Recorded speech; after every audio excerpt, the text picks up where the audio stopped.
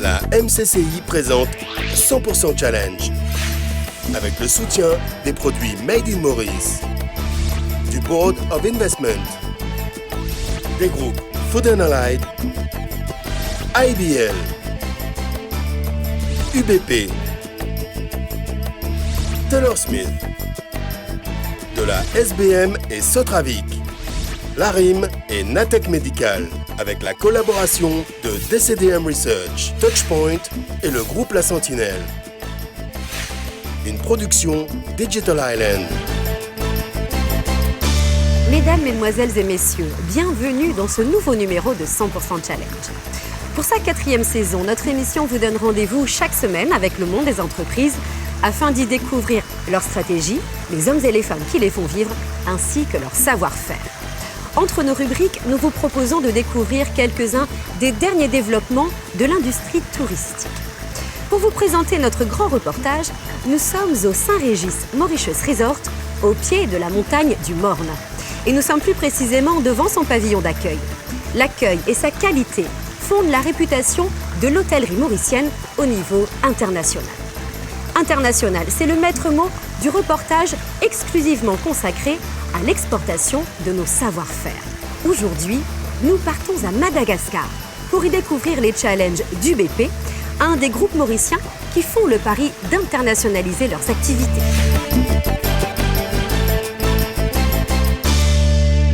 Présent à Madagascar depuis 1999, le groupe UBP compte parmi les entreprises mauriciennes qui internationalisent leurs activités. Dans la grande île, où l'économie n'est pas toujours au beau fixe, le producteur de matériaux de construction s'efforce de mettre en œuvre non seulement les savoir-faire techniques, mais aussi les valeurs éthiques cultivées à Maurice. Malgré la crise qui perdure depuis bientôt 4 ans, UBP essaye de maintenir le cap, tout en gardant l'œil sur les projets miniers à venir, surtout dans le sud-ouest du pays. En attendant que les projets miniers redémarrent, il y a quand même l'immobilier qui se développe quand même, surtout à Tana. Et on essaie d'avoir notre pot de gâteau sur ces projets-là. Et aussi à Tamatave, avec la phase de construction d'Ambatouvi terminée, ils sont passés dans la phase d'exploitation. Il y a pas mal de projets d'hôtels, d'entrepôts et surtout de centres commerciaux. Tamatave, c'est là que la filiale malgache d'UBP exploite l'une de ses 2 carrières pour l'extraction de roches et l'une de ses 2 concasseuses. L'entreprise y accompagne les nouveaux développements initiés par la réalisation de l'ambitieux complexe minier, industriel et portuaire en Batouve. Près de 6 milliards de dollars sont investis par des groupes canadiens, japonais et coréens pour cet ensemble qui a pour but l'exportation de cobalt, de nickel et d'engrais. À l'entrée sur ce site, on avait 5 carrières. On a déjà fini avec les 2 premiers. On est sur le 3e maintenant. Une 3e carrière environ de 200 000 mètres cubes de réserve. Pour la concasseuse proprement dite, on a une machine de 40 mètres cubes à l'heure avec une équipe de 10 personnes. Et pour la fabrication des blocs, on a une pondeuse qui fait à peu près 1200 à 1000 blocs par jour avec 10 personnes. Avec des effectifs composés actuellement de 118 employés, dont 14 cadres et un seul expatrié mauricien à sa tête, UBP Madagascar valorise des compétences malgaches employées sur toutes les étapes du process. C'est ici qu'on extrait les roches pour alimenter les concasseurs. Et pour avoir les roches, il y a beaucoup d'étapes à suivre. Au premier temps, il faut d'abord procéder au dégagement de la terre qui est au-dessus, puisque les roches ne sont pas affleurées aux surfaces. Et là, il faut faire une opération de décapage, ce qu'on a en termes techniques, pour retirer la terre. Et après, dès qu'on a fini de retirer la terre, on ne peut pas tout de suite charger les roches, puisque les roches sont dures. Et il faut procéder aux travaux de tir de mine. Et pour faire tout ça, il faut d'abord commencer par forer des trous. Et après, dans les trous qu'on a mis l'explosif,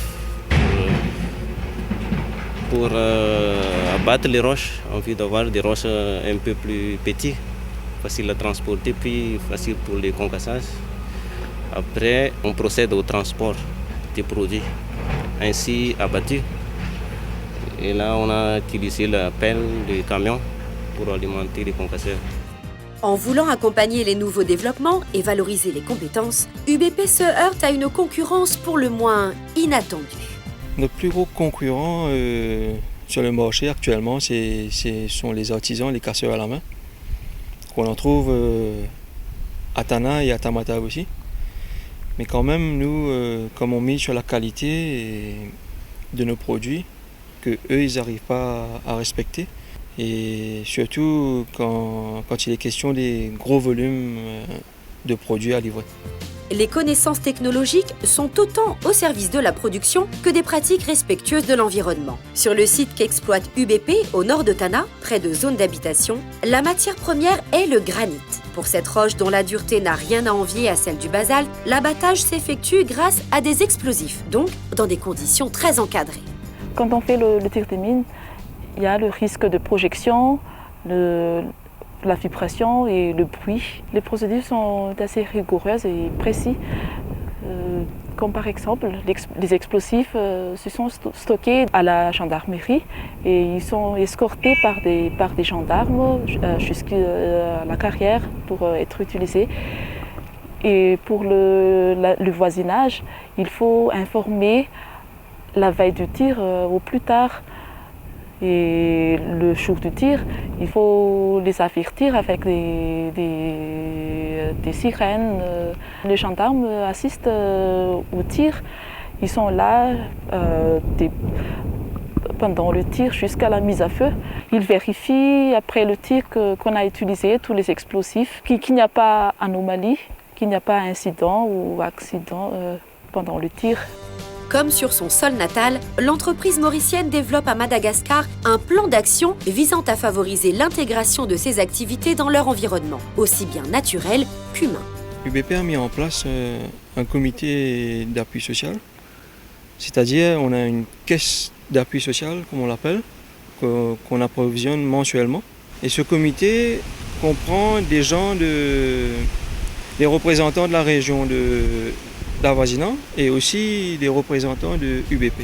Les premiers effets du programme de responsabilité sociale se font sentir, comme l'explique le président du comité qui gère le fonds d'appui. Nous avons fait d'abord des panneaux pour afficher des affichages dans les 2 quartiers. Nous avons aussi fait la réparation de la route qui mène chez nous, qui est ravagée par la pluie. Et après ça, nous avons fait le portail de notre école publique. UBP participe aussi à la reconstruction et la réhabilitation de maisons, mais aussi d'édifices encore plus sacrés, les tombeaux aménagés dans la campagne, avoisinant son unité qui est proche de la capitale. Et pour cause, puisque c'est là que sont utilisés la plupart des produits issus de la transformation du granit. On a des larges gammes de produits, comme des caillasses et des gravions et des ballastes. Et on vend aussi les produits préfats, comme les parpaings, l'agglo et les autobloquants et des ourdis aussi. La plupart des clients sont des entreprises de construction. Alors, ils prennent tous les produits chez nous pour tous les travaux de construction, des immeubles, des maisons. Et il y a pas mal de clients aussi qui ont commencé de prendre les agglo-avancés pour la construction des piscines et les sous-bassements. Pour le développement de ces nouveaux marchés, UBP fait aussi le pari du développement personnel. Je suis déjà dans la compagnie depuis l'année 2006. Je m'occupe un peu de les courses. En fait, je suis comme un chauffeur coursier, chauffeur de direction. Et maintenant, ça fait 1 an que je m'occupe un peu de service commercial et service caissier, ça veut dire les services clientèle, côté livraison, relations clientèle.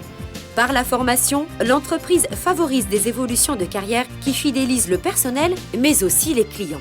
Car cela lui permet de proposer des produits d'une qualité garantie, ce qui les distingue de la concurrence. Pour atteindre nos objectifs en matière de qualité, il y a une formation périodique avec le personnel pour qu'ils améliorent leur efficacité et productivité. Les normes qu'on respecte Pour nos produits, c'est surtout les normes AFNOR. Donc, c'est le laboratoire national qui détermine si on est dans les normes ou non. Et jusqu'à maintenant, on essaie de garder cette qualité et même mieux de l'améliorer. Améliorer la qualité des constructions, c'est un des nombreux challenges réussis par UBP durant ses 14 premières années passées à Madagascar. Dans ce pays aux richesses immenses, dès que les conditions seront réunies pour une nouvelle relance des investissements, le groupe mauricien en aura sûrement beaucoup d'autres à relever. Dans le contexte actuel, on peut trouver ça audacieux, c'est vrai, mais pour continuer leur développement afin de consolider leur base, les entreprises mauriciennes ont-elles d'autres choix que l'audace ? Pour consolider sa base mauricienne, UBP prend le risque, et à Madagascar il est réel, d'exporter des savoir-faire cultivés sur sa terre natale. En cultivant des savoir-faire qui ont fait leurs preuves, comme ceux d'un accueil soigné, comme ici au restaurant Boathouse du Saint-Régis, les entreprises mauriciennes se donnent les moyens d'aller bien au-delà de leur territoire d'origine. Pour vous montrer d'autres exemples de l'économie mauricienne, je vous donne rendez-vous la semaine prochaine, toujours au Saint-Régis, pour un nouveau numéro de 100% Challenge, votre émission sur le monde des entreprises, afin d'y découvrir les femmes et les hommes qui les font vivre, ainsi que leur savoir-faire. Merci d'avoir été avec nous, bonne soirée et à mardi 20h30 sur MBC1. Mardi prochain à 20h30 et dimanche à 12h30 sur MBC1, retrouvez 100% Challenge, votre rendez-vous hebdomadaire avec le monde des entreprises, leurs stratégies, les femmes et les hommes qui les font vivre, ainsi que leur savoir-faire. Lors de notre prochain numéro, nous serons chez Sotravik, une des entreprises qui réalise les infrastructures pour l'assainissement de nos eaux usées. La MCCI vous a présenté 100% Challenge, avec le soutien des produits Made in Maurice, du Board of Investment, des groupes Food & Allied, IBL, UBP, Taylor Smith, de la SBM et Sotravik, l'ARIM et Natech Médical.